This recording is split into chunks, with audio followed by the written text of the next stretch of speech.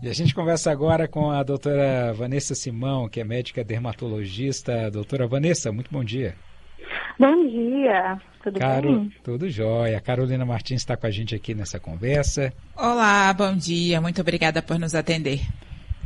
Bom dia, obrigada a vocês. O papo hoje é sobre o famoso e tão falado ácido hialurônico, que é bastante utilizado em preenchimentos faciais e que muita gente confunde com o Botox, né, doutora Vanessa? São coisas diferentes? Isso, são coisas bem diferentes, né?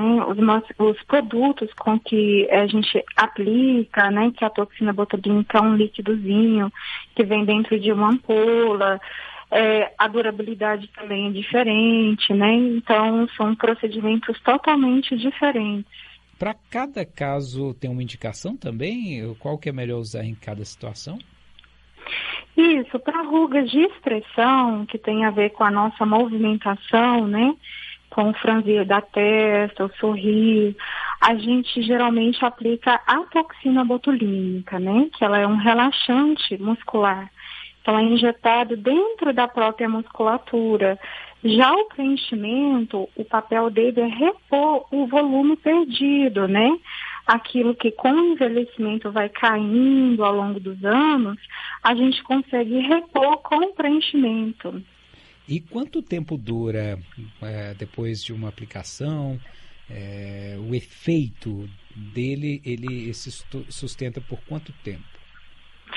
O preenchimento, esse que é o mais tradicional, que é o ácido hialurônico, ele tem uma durabilidade que varia em torno de 1 ou 2 anos. Já a toxina botulínica, né, que é esse das ampolinhas que a gente aspira, é um líquidozinho, não é um gel como o preenchimento. Então, esse líquido, ele tem uma absorção mais rápida, então ele dura em torno de 5 a 6 meses só. Certo. E tem alguma contraindicação? Quem não pode fazer esse tipo de procedimento? Geralmente, assim, pessoas que têm problemas neurológicos, né, são contraindicados. Não são todos os tipos de problemas neurológicos, mas a gente tem alguns casos que a gente contraindica a toxina botulínica. E o preenchimento é mais contraindicado em doenças reumatológicas, né, que estão ativas. Por exemplo, lúpus, síndrome de Sjögren, entre outros. Mas, de modo geral, para a população, não tem contraindicação. É só haver mesmo a necessidade. Certo. É a partir mais ou menos dos 25 anos que a gente já começa a precisar. A indicação é sempre estética, doutora Vanessa? Tem alguns casos de pacientes que sofreram AVC, por exemplo, e ficaram com algum grau de assimetria, né? Ficaram com um desvio da rima labial. Aí isso pode acontecer da gente aplicar a toxina botulínica para tentar gerar de novo a própria assimetria, voltar o rosto do paciente ao normal, ao padrão anterior.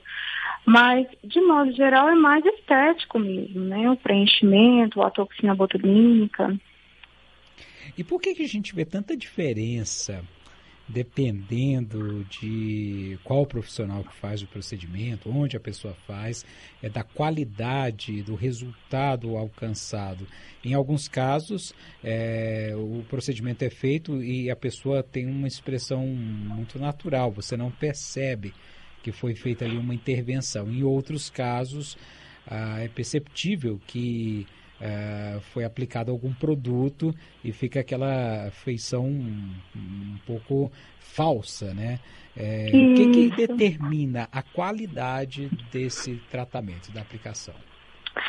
Em primeiro lugar, o profissional ele tem que ter um conhecimento muito profundo da anatomia da região a ser tratada, né? E que geralmente somos nós, dermatologistas, que detemos esse conhecimento. Porque existem vasos, existem nervos, existem estruturas que são muito nobres nessas áreas que a gente injeta os produtos, né? Seja um preenchimento, ou seja uma toxina.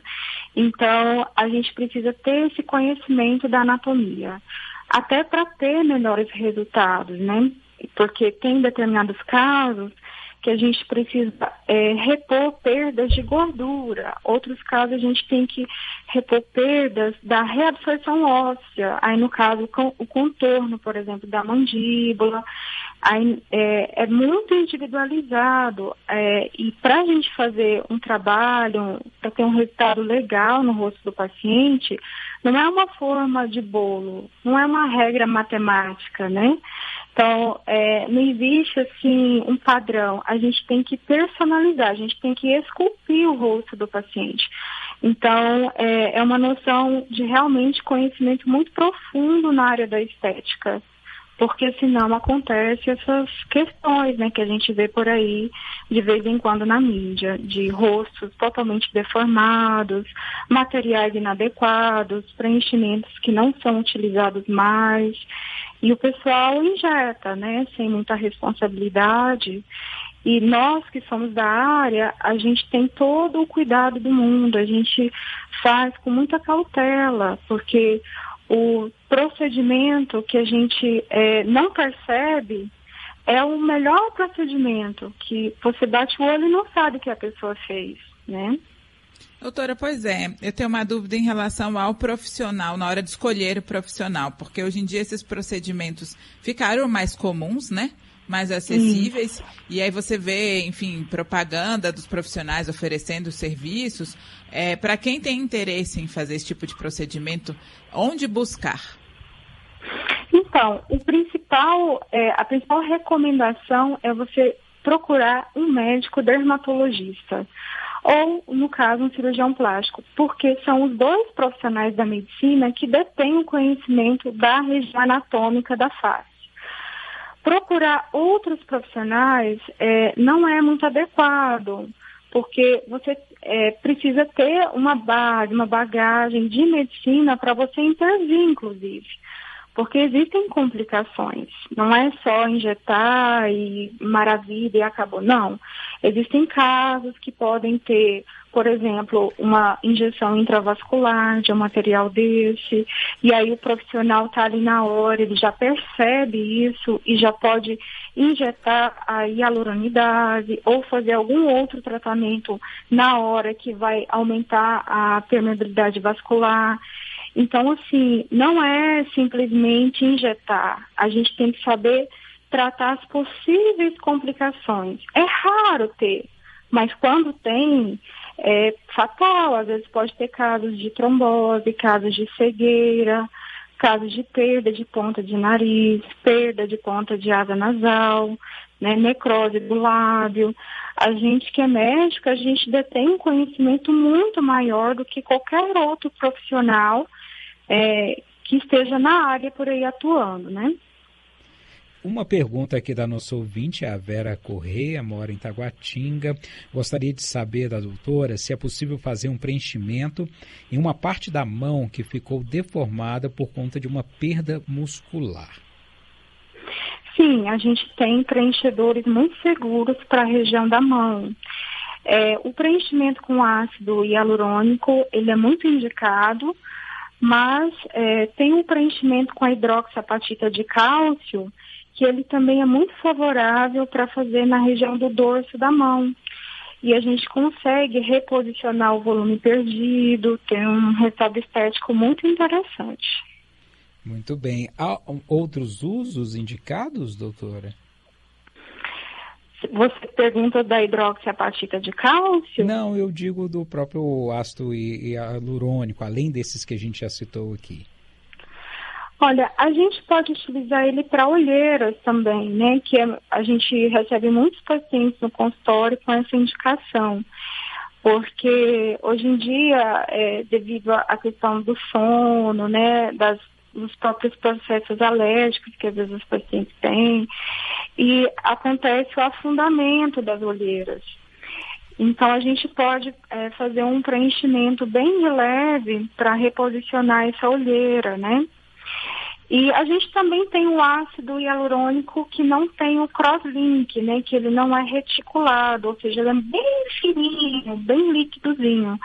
Aí esse tipo de ácido hialurônico a gente chama-se skin booster. É uma técnica que a gente injeta o ácido hialurônico que não tem o crosslink, que não tem essa reticulação, para hidratar. Então, essas rugas finas da região do colo, né, fazendo skin booster, melhora demais a conta. Essas rugas também perto dos olhos, onde não tem muito resultado legal com botox, né, com toxina botulínica, a gente também pode fazer o skin booster, que é esse hidratante injetável, que é o ácido hialurônico também.